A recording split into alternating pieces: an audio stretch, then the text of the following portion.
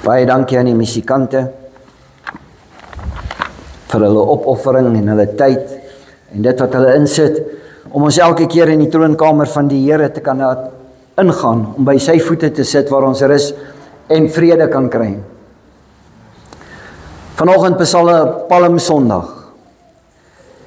En ek wil dit verduidelik en ek wil dit vir u oopbreek vanoggend, want ons hoor dit so baie en dit het so 'n ritueel geword by mense oor Palmsondag.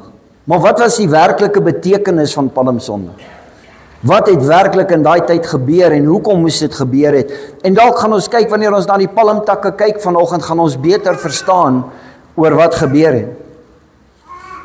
Jesus is op pad Jerusalem toe, want dit is die Pasgafees en die fees wat moes plaasgevind het, en almal moes gegaan het na hierdie feeste toe. Dit was een van die vereistes, dat hierdie mense, of dat die Israeliete na Jerusalem toe sou gaan vir hierdie fees. Op pad soontoe, en ek dink ons het laasweek gekyk daarna, kry hy 10 melaatse persone langs die pad. En hy genees hulle, en een draai om en hy kom en hy sê dankie vir Jesus, vir die genesing, 'n Samaritaan. En die woord het versprei in dit wat Jesus gedoen het.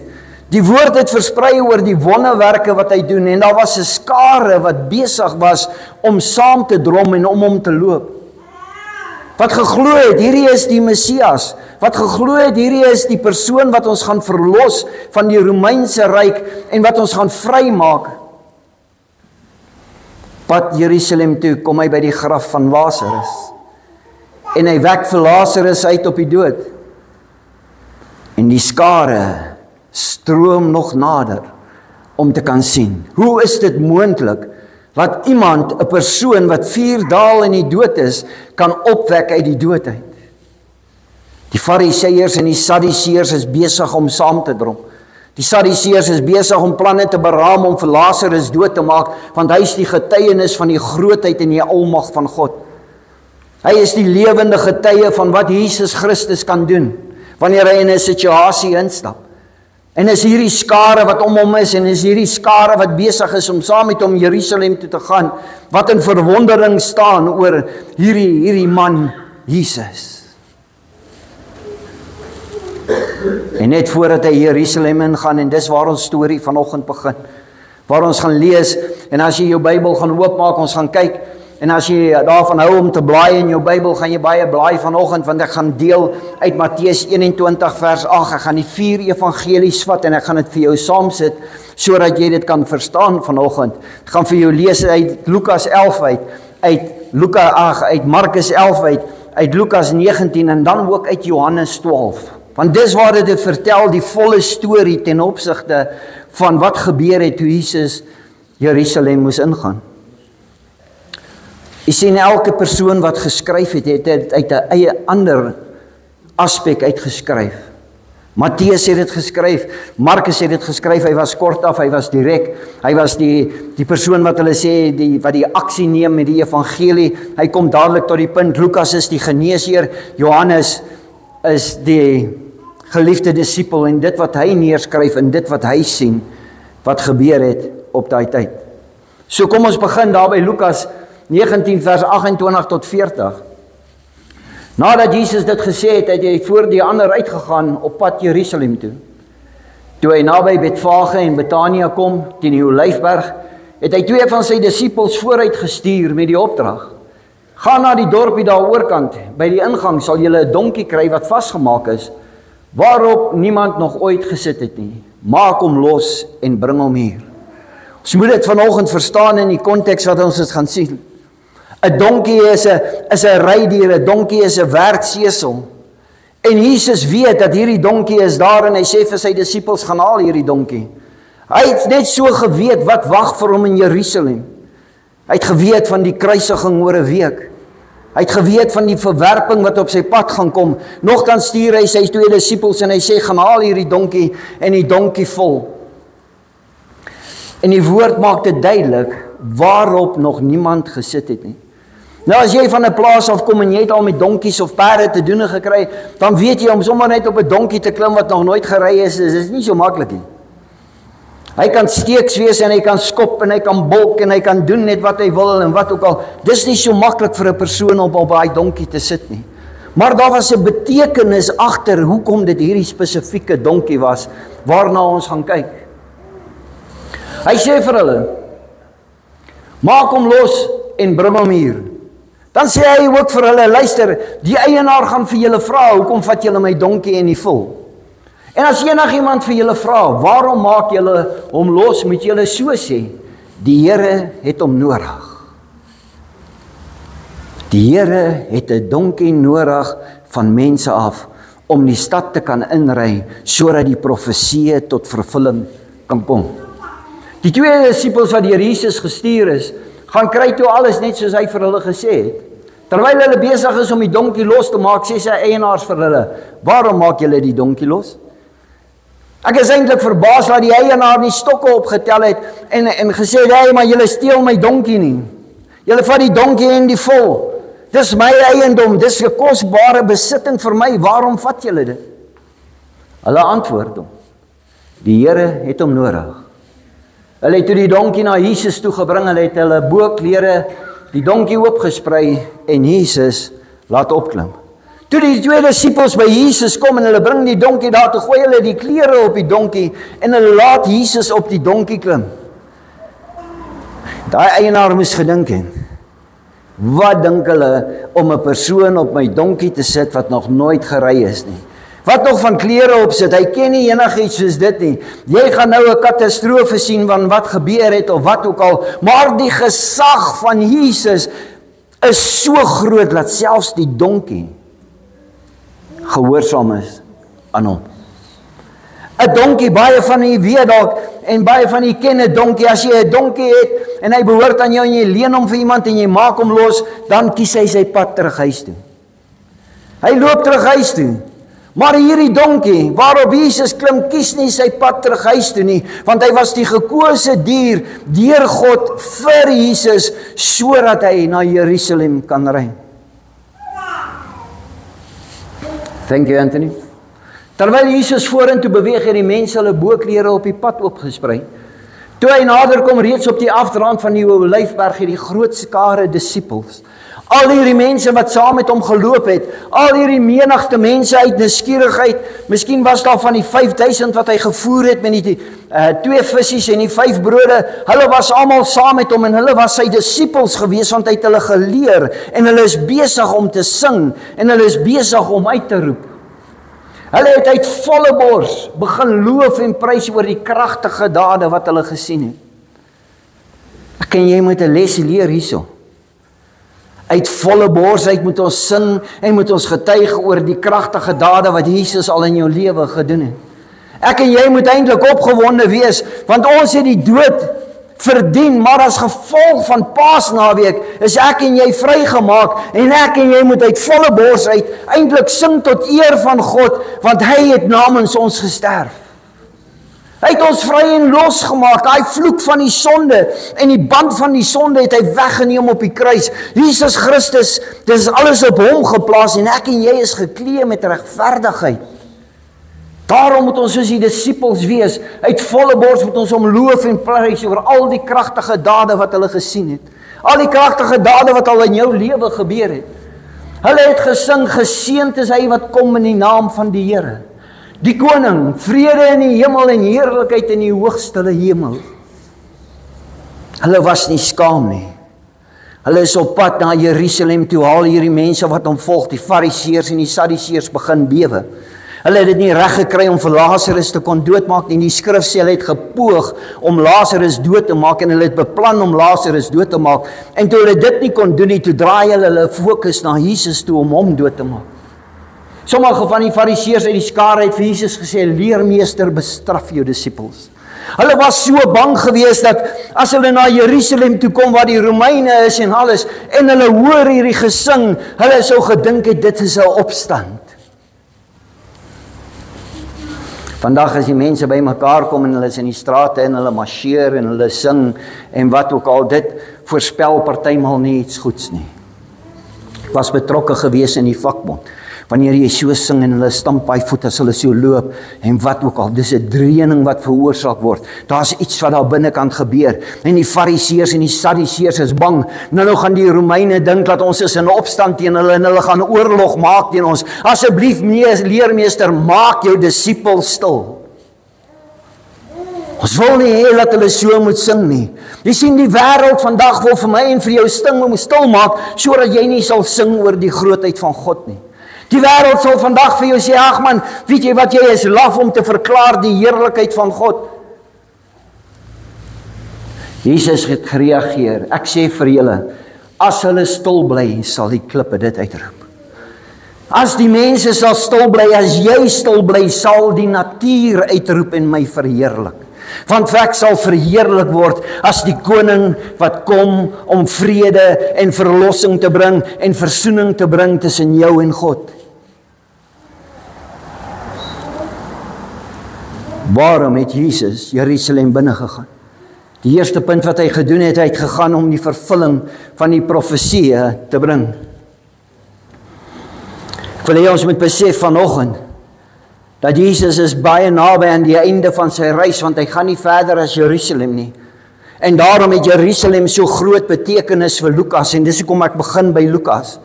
Want Lukas skryf en hy sê dis hier waar die Here gewy was aan God in die tempel. Dis hier waar hy gebly is, dis hier waar hy gekruisig is, dis hier waar hy skuldig bevind word, dis hier waar hy uit die dood uit opstaan, dit is hier waar hy gaan opvaar na die hemel toe in die omgewing van Jerusalem, en dis hier waar die Heilige Gees uitgestort gaan word. En dis belangrik vir Lukas, en hy skryf dit.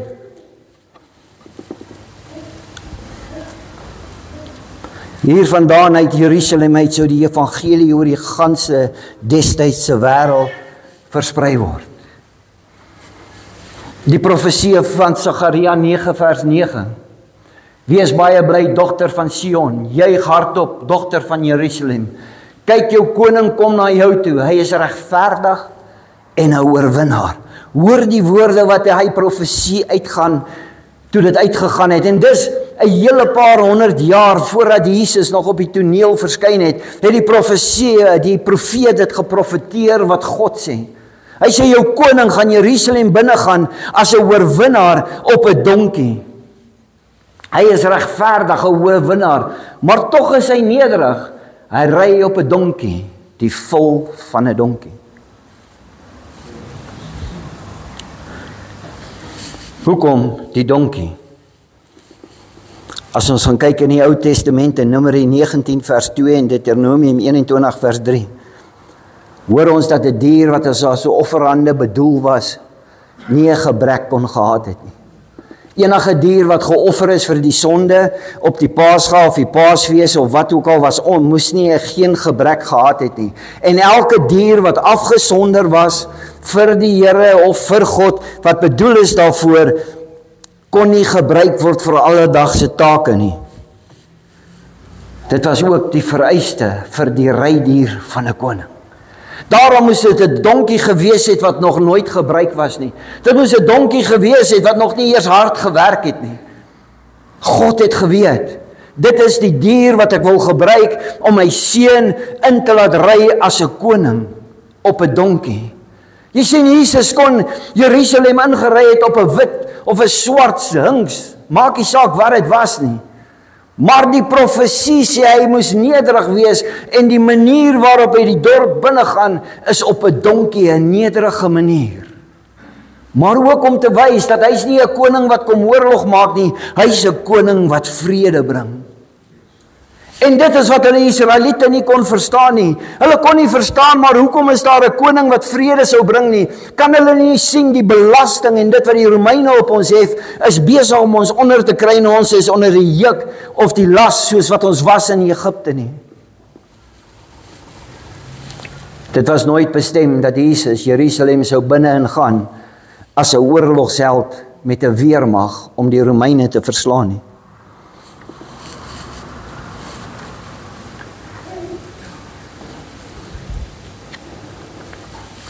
In hierdie gedeelte van Lukas kom Jesus nie om te oordeel nie. Hy ry nie op 'n oorlogsperd Jerusalem binne nie, maar op 'n donkie wat versoening en vrede simboliseer.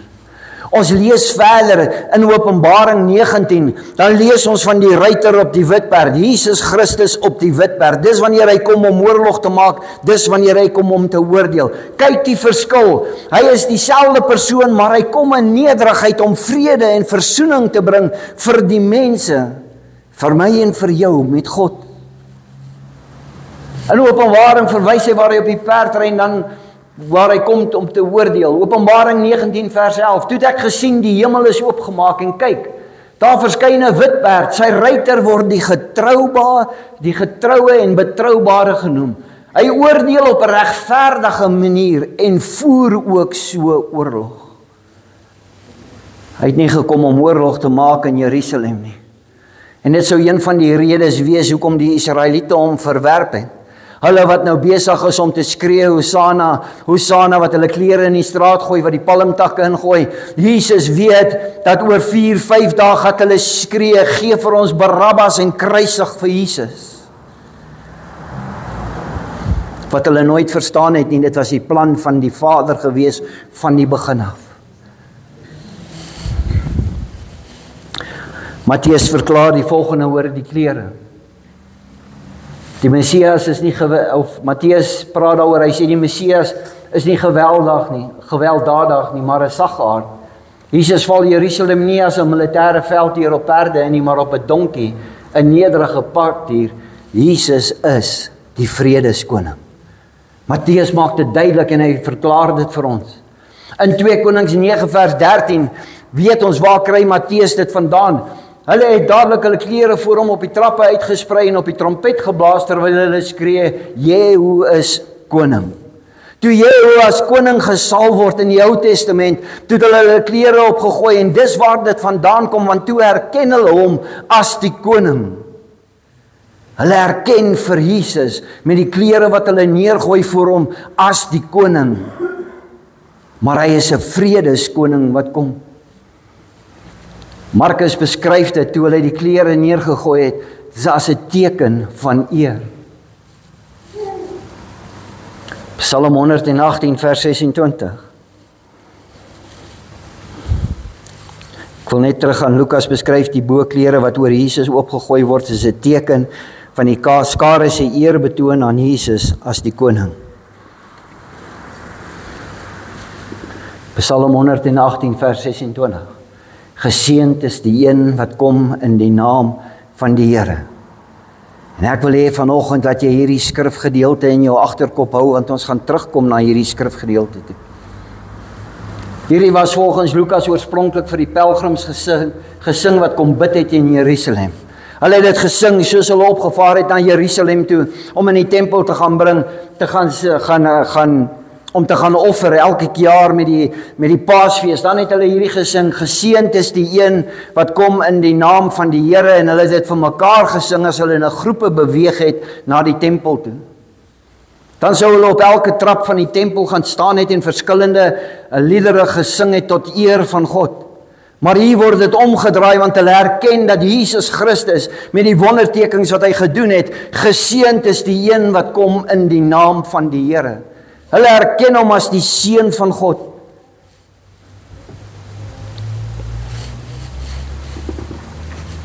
In sommige vertalings word die woord Hosanna gebruik. Wat beteken in Hebreëus retog, 'n hulpkreet. Later het hulle dit omgedraai en hulle het dit gebring na 'n verlossingskreet toe, waar hulle eer en verheerliking aan hom gebring het. Maar oorspronklik was dit Hosanna, red ons. Blaartakke van die palmboom het algemeen in Jerusalem voorgekom. In die Ou Testament en nêrens is daar spesifiek wat ons sien die simboliek van die blaartakke was nie. Maar as 'n gedeelte wat uitstaan, en dis Johannes wat dit beskryf. Hy sê tog het die blaartakke van palmbome in Jerusalem 'n tydperk net voor Jesus 'n simbool van nasionalisme geword. As die mense dus blaartakke en palmbome afgebreek het en in die lug waai, wil hulle daarmee hulle eie nasionalistiese oortuigings dat die Messias daar is, wyd en suid verkondig. In die evangelie van Johannes, en wanneer jy gaan lees in die konkordansies, dan sien jy dit was wat hulle gedoen het. Hulle het wyd en suid dit verkondig dat die Messias is daar. Dis waarom daar die palmtakke was. Ons weet dat die palmbome algemeen was daar. Dan het hulle gesing. Toe Jesus Jerusalem begin opgaan en hy het opgegaan na die berg toe, dan moes hy afsak na Jerusalem toe. En toe hy afsak en hy kyk in die vlei en hy sien alles wat besig is om te gebeur en die mense wat daar is, woord het vooruit gegaan, laat Jesus, die wonderwerker, die geseënde van die Here, is op pad Jerusalem toe en die skare het by mekaar gekom om hom te verwelkom om Jerusalem binne te gaan. Hulle prys God oor al die wonderwerke van Jesus. So blyk dit dat hierdie Jesus erken hulle namens God optree. Die Fariseërs neem Jesus kwaadlik dat hy toelaat dat die mense hom so vereer. Daardeur begin die verwerping van Jesus wat voortgesit sal word en uiteindelik sal uitloop op die dood. Die eerste keer wat hy verwerp begin word voordat hy Jerusalem ingaan. Die Fariseërs en die Sadduseërs is besig om planne te beraam om Jesus dood te maak. Hulle is die eens wat sou gaan praat het, en jy hoor nie weer daarna van die Fariseërs en die Sadduseërs nie. Dis waar die Sanhedrin inkom, en die Sanhedrin is besig om planne te maak om Jesus dood te maak. Jesus verduidelik aan die Fariseërs, as julle die skare stil maak, dan sal die natuur die grootheid van God uitroep. We were made to worship, ek en jy. Maar as ek en jy kies om stil te bly, en as jy al ooit gekyk het, die dinge van Louis Giglio, dan sal jy sien waar hy die walvis vat, en hy vat die sonstelsel, en die klankgolwe wat die son veroorsaak, en hy bring dit alles by mekaar met die see en alles, dan hoor jy hoe vorm dit die lied, How Great is Our God.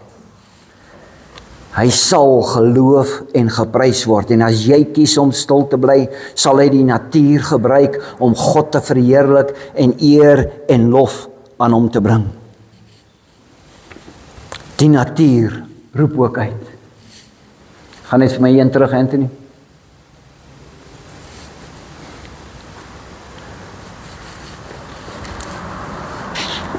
Hulle sing en hulle is bly. En hulle is opgewonde oor dit wat gebeur het op Psalm Sondag. En wanneer ons kyk na die takke en wanneer ons kyk na die klere en dit wat gebeur het, het ons 'n groter prentjie. Hoekom hulle dit gedoen het. Jy sien in ons agtergrond en in ons geskiedenis was dit nie daar nie, maar die Joodse agtergrond uit kan ek en jy leer wat is die betekenis van die dag van Palm Sondag toe Jesus Jerusalem binne gegaan het.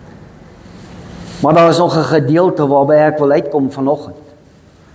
En dis die gedeelte waarmee ek wil afsluit vanoggend.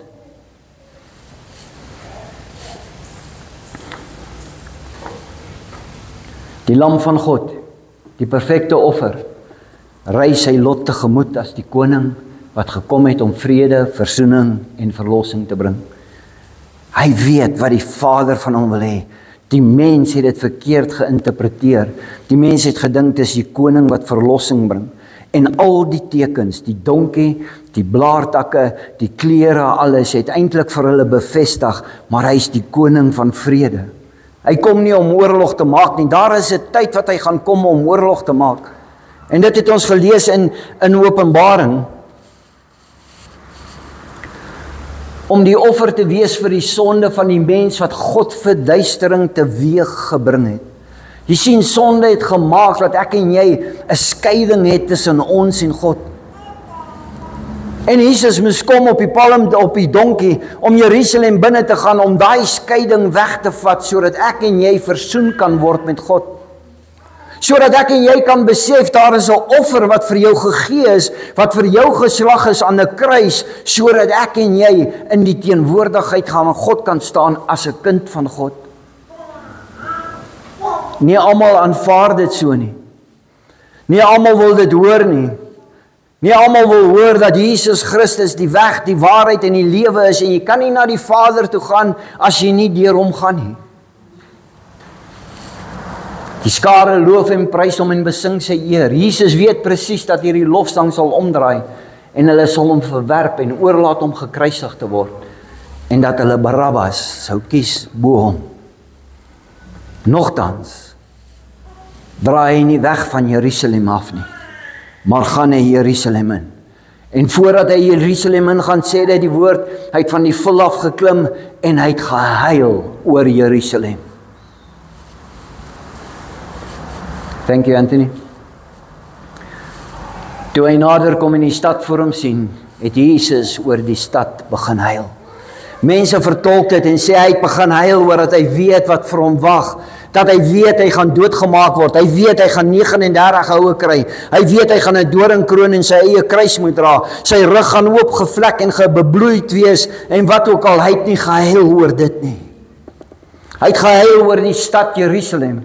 Hy het verder gesê, as jy op hierdie oomblik maar net wou insien watter dinge vir jou vrede bring, Jerusalem, as julle maar net kan verstaan, dat wanneer ek hier inkom, bring ek vir julle vrede. Maar hulle verstaan dit nie. Maar nou is dit weggesteek vir julle oë, die sluier sal jou oë toemaak. Daar sal dae oor jou kom dat jou vyand skanse teen jou oprig, jou omsingel en jou van alle kante beleer. Hulle sal jou met die grond gelyk maak en jou inwoners uitwis. En hulle sal nie een klip in jou op die ander laat bly nie, omdat jy die beslissende tyd van God se genadige besoek aan jou verwerp het. Hy sê, julle gaan my verwerp, ek huil oor julle. Voordat julle my gaan verwerp, weet jy wat, daar is iets wat vir julle voorlê. Die historikus Joseph Flavius skryf dit 70 jaar na Christus word Jerusalem verwoes, soos wat die profesie uitgegaan het, saam met die mense wat in Jerusalem was. Omdat hulle hom verwerp het en nie vrede wou gehad het nie. Ek en jy kan hieruit leer dat Jesus huil nie net oor Jerusalem nie. Jesus huil oor elkeen van ons wat ons harte verhard en kies om hom te verwerp. Die genadelike tyd wat hy jou kom besoek het soos vanoggend. Elke keer as jy die woord van God hoor, elke keer wanneer jy hoor die genade van God en elke keer wat jy jou rug op hom dra, het hy hartseer en hy huil daaroor, want daar's 'n tyd wat gaan kom wat jy gaan aanhoorning gaan doen oor die oordeel wat oor jou gespreek sal word. Dit was nooit God se idee gewees dat enige een van ons verlore moet gaan nie. Maar dat ek en jy 'n lewe van vrede sou hê, wanneer ek en jy hom sal aanvaar, en wanneer ek en jy vrede in hom hê, dan sal ons blydskap hê in ons. Maar ons verwerp hom. En hy huil en sy hart is seer oor sy skepping wat hom verwerp. Dit spreek tot die dag van oordeel. 'n les wat ons leer vanoggend.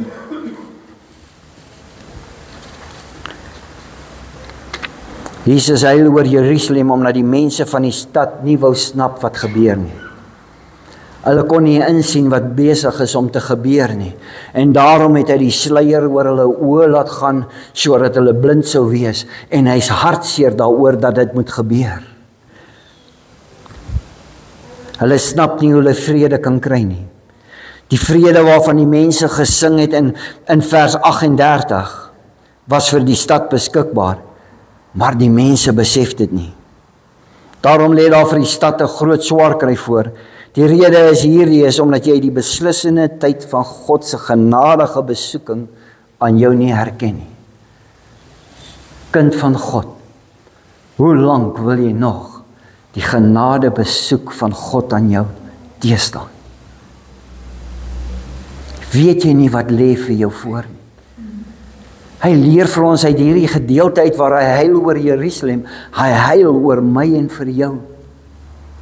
Wat ons harte verhard, wat sê ek wil nie nou commit nie, ek wil nie nou al om in my lewe hê nie, gee my nog kans, ag los dit, miskien volgende jaar, miskien dan, of wat. Hy wil vir jou vrede gee, maar ons verwerp daai vrede. Die vernietiging sal so totaal wees, dat dit nie een klip op 'n ander sal oorbly nie. Die dag met die oordeel sal die vernietiging so groot wees, dat jy sal nie in die teenwoordigheid of die heerlikheid van God sien nie, maar jy sal deur die oordeel, sal jy in die doderyk ingaan vir pyniging, vir die res van jou lewe. En ek dink dit maak hom hartseer. Om te dink daar's mense wat in hy doderyk gaan wees, wat gepynig word, wat dors is, wat swaar gaan kry en nog steeds hom gaan vervloek. Daar is niks wat jy kan doen as dit gebeur het nie, want jy kan dit nie verander nie. Die keuse is wat jy nou maak. En die keuse is vir my en vir jou nou. Maar hy gee ook vir my en vir jou 'n belofte. Dat wanneer ek en jy in ag sal neem dit wat hy vir ons sê, net soos die skare sal uitroep en die skare sal sê, geseënd is die een wat kom in die naam van die Here. Geseënd is jy as jy kom in die naam van die Here. Wanneer ek en jy hom uitverkoop is vir hom, wanneer ek en jy lewe vir hom, hy gee vir my 'n belofte, hy sê geseënd sal jy wees. Geseënd sal jy wees, want wat jy ook al doen, of jy vir iemand bid, of jy iewers te intree in 'n situasie in, want jy kom in die naam van die Here, dan moet jy geseënd wees. En ek wil hê jy moet weet vanoggend, die dag wanneer jy in die hemel staan, die engele gaan juig en die engele gaan jubel, geseënd is die een wat gekom het in die naam van die Here op hierdie aarde. Dit het nooit op hierdie aarde gegaan oor my en jou nie. Het gegaan oor die een wat ons gekoop het deur die bloed van Christus. Dit het gegaan oor die een wat sy lewe opgeoffer het, sodat ek en jy kan kom in die naam van Jesus.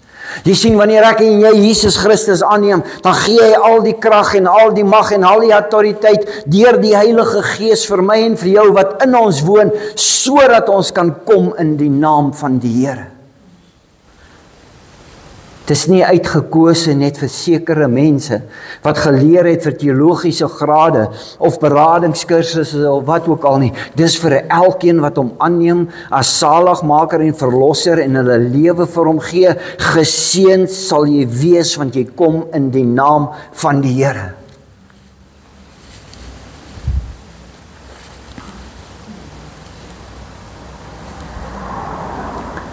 Wil jy geseënd wees? Begin om op te tree in die naam van die Here. Begin om jouself oor te gee. I surrender all. En laat toe dat hy in en deur jou werk, want ek en jy is sy hande en die voete op hierdie aarde.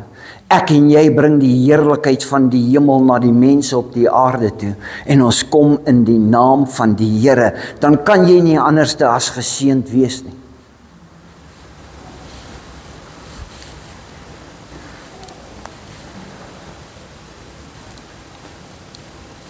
Die Here het jou baie lief. En hy het Jerusalem ingegaan met hierdie gedagte. Ek weet wat met my gaan gebeur. En ek sal bid in die tuin van Getsemane. Nie my wil nie, Vader, maar U wil. En ek is bereid om vir elkeen wat hier so sit, te sterf aan daai kruis. Elkeen wat nou dalk my naam besing en my naam loof en my naam prys oor hoe goed ek is, maar nie bereid is om hulle kruis op te neem nie. Hy sal huil oor ons. Maar hy is 'n regverdige en hy is 'n betroubare God. Hy kan nie verander om sekere mense te soet, soos die Engelsman sê nie. Hy is regverdig, sonde haat hy, maar vir die wat genade by hom vind, die het hy lief. Wanneer ons in hierdie week ingaan oor Paasnaweek, en Vrydag, wanneer hy sterf aan die kruis, wanneer die Vader die ultimate liefde vir jou toon, moenie jou hart verhard nie, maar besef dat hy dit alles vir jou gedoen, sodat ek en jy 'n lewe van vrede en vreugde kan hê.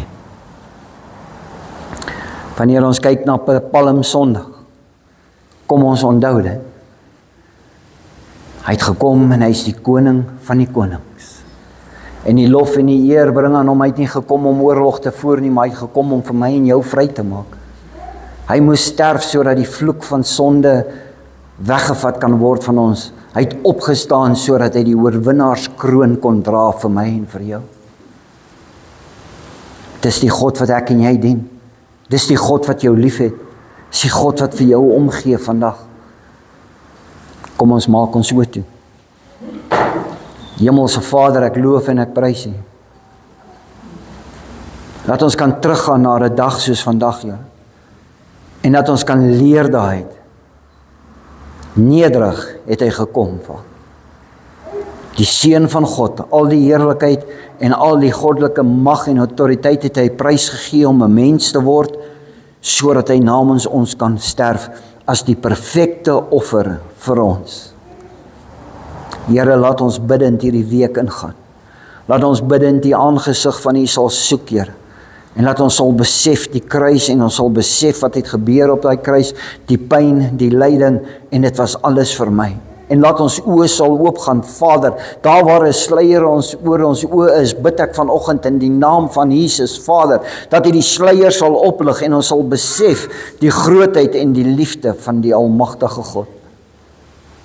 Ek bring al die eer en die lof aan U, Vader, want U is waardig om geloof en geprys te word. U is waardig dat ons uit volle bors uit sal sing, Here, oor die goedheid en die guns van God.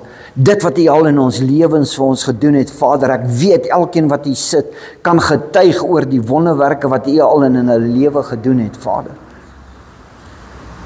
Laat ons dit sal uitskree in die naam van ons God en die koning van die konings sal groot maak, sodat die wêreld sal weet vir wie ons aanbid. Ek dank en ek eer en ek vra U seën op hierdie woord van. Dat ons dit sal oordenk, dat ons sal gaan stil sit omtrent dit, Vader, en besef oor dit wat U vanoggend vir ons geleer het. In Jesus naam. Amen.